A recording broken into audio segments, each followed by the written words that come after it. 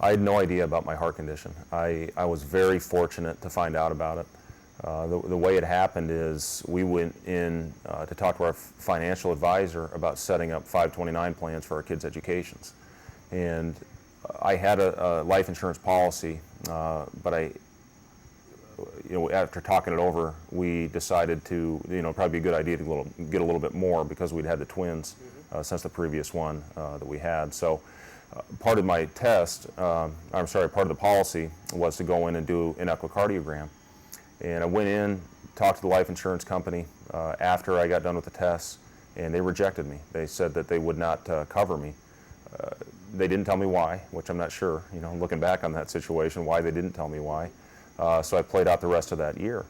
After the season was over, our team doctor sent me down to the Mayo Clinic, went through a battery of tests, thought everything would be fine. When I went in to talk to the cardiologist that next morning, and what came out of his mouth was a complete shock, kick to the gut when he told me that I had a life-threatening condition and I needed open heart surgery immediately.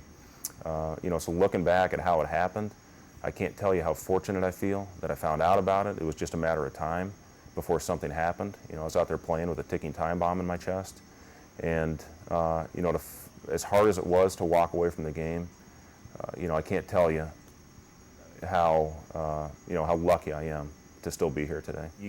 You get used to it. I can take my pulse just sitting here right now. I feel every time my heart beats, I feel it.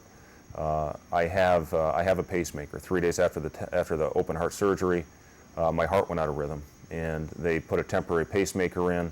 I was told I'd have a 1% chance of that happening, and it happened to me. And that's probably what ended my career. I fully planned on coming back and playing after the surgery, and even thought about it after I had the pacemaker put in, even though nobody had played with that before, just because I wanted to go out on my own terms. And I just had the best year of my career. I led the league in three-point shooting and was excited about, the future. But after, getting myself in shape, which I did, visited 2 teams. Phoenix offered me a contract.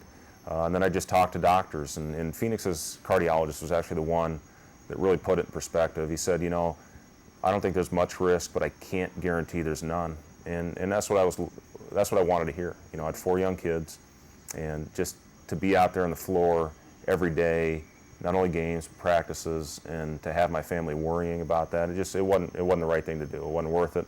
So I decided at that moment that it was time to move on.